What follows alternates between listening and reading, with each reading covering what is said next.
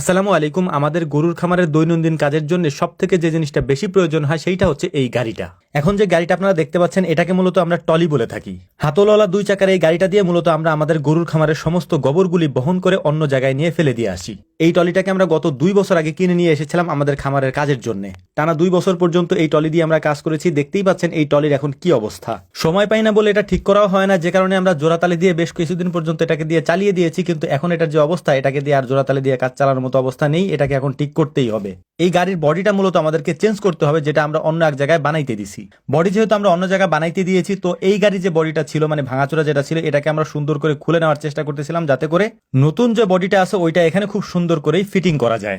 গাড়িটা অনেক দিন পর্যন্ত ব্যবহার করার কারণে এটার যে নাটগুলি আছে এই নাটগুলিতে জং ধরে গিয়েছে, নাটগুলি আর খোলা যাচ্ছিল না, যে কারণে আমরা গ্রাইন্ডার মেশিন দিয়ে ওই নাটগুলিকে কেটে ফেললাম। নাটগুলিকে কাটার পর এখন শুধু চাকা দুইটাই আছে। এই চাকা দুটাকে চেক করে নিচ্ছিলাম যে চাকা দুইটা ভালো আছে কিনা। দেখলাম যে মোটামুটি এই চাকা দিয়ে 2-1 বছর আরো চালানো যাবে ইনশাআল্লাহ। তো আমরা এই চাকাগুলিকে ফেলবো না, এই চাকার উপরেই মূলত হচ্ছে আমরা ওই বডিটাকে সেট করব। গাড়িগুলি এমনিতে অনেক টেকসই হয়, কিন্তু আমাদের এখানে বেশি দিন টিকে না। এটার কারণ হচ্ছে যেহেতু এটা দিয়ে গোবর টানা হয়, তারপর হচ্ছে যে বাহিরেই থাকে বৃষ্টির পানিতে ভিজে, যে কারণে জং ধরে যায় এবং কাঠগুলি পচে যায়। এই জন্য হচ্ছে অনেকদিন পর্যন্ত আমরা লাস্টিং করাইতে পারি না। 2 বছর আমাদের এখানে থাকলে আমাদের জন্য সেটাই যথেষ্ট। তো যাই হোক, আলহামদুলিল্লাহ মোটামুটি এটাকে আমরা খুলে নিয়েছি খুব সুন্দর করে পরিষ্কার পরিচ্ছন্ন করে। তারপর একটা ভ্যানে তুলে আমরা এটাকে নিয়ে যাবো হচ্ছে ওই জায়গায় যেখানে আমরা বডিটা বানাইতে দিছি। যাওয়ার সময় মনে মনে ভাবতেছিলাম এটাকে পরিপূর্ণ কমপ্লিট করে আমরা আমাদের খামারে ফিরিয়ে আনতে পারবো কিনা আজকে দিনের মধ্যে। তো এখানে আসার পরে তাদের জন্য কিছুক্ষণ অপেক্ষা করতে হয়েছিল, কারণ তারা কাজে গিয়েছে, মানে যাদের কাছে আমরা এটা বানাইতে দিছিলাম। তো তারা আসা পর্যন্ত আমরা অপেক্ষা করলাম। তারা যখন আসলো তারপর এটাকে আমরা ভেতরে নিয়ে দেখলাম যে তারা নতুন একটা বডি তৈরি করেছে, যেটা দেখতে মাশাআল্লাহ অনেক সুন্দর। কিন্তু বডিটা যখন আমরা সেট করতে গেলাম তখন দেখলাম যে একটা সমস্যা তৈরি হয়েছে। সেটা হচ্ছে বডিটা যে মাপে তৈরি করা হয়েছে, আমাদের যে দুই চাকার মাঝে যে দূরত্ব রয়েছে ওইখানে যে বেয়ারিং গুলি আছে ওইটার উপরে ঠিক মতো এটা পড়বে না, যে কারণে হচ্ছে এটাকে একটু চাপাইতে হবে। এই চাপানোর কাজ করতে গিয়েই পড়েছে আমরা মহান এক সমস্যায়। এটার কারণ হচ্ছে এটা যেহেতু পুরাতন একটা চাকা বা পুরাতন একটা গাড়ি, এটাকে ঠিক করতে গেলে একটু সময় লাগবে, এবং কারণ সবকিছুই জং ধরে গিয়েছে এটাকে খুলতে গেলেও বেশ ঝামেলায় পড়তে হবে। এবং বেয়ারিং গুলি খুলতে গিয়ে আমরা সব থেকে বেশি সমস্যায় পড়েছি।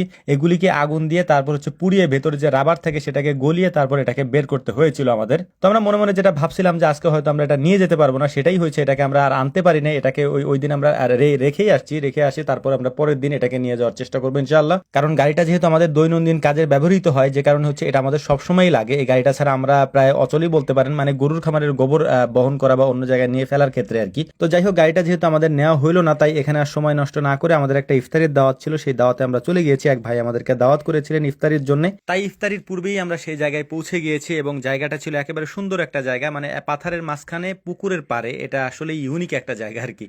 তো আয়োজনটা মাশাআল্লাহ খুব সুন্দর ছিল। ভাইরা খুব সুন্দর করে আয়োজনটা করেছেন, যেটা আসলে আমাদের নিজেদেরও অনেক ভালো লেগেছিল।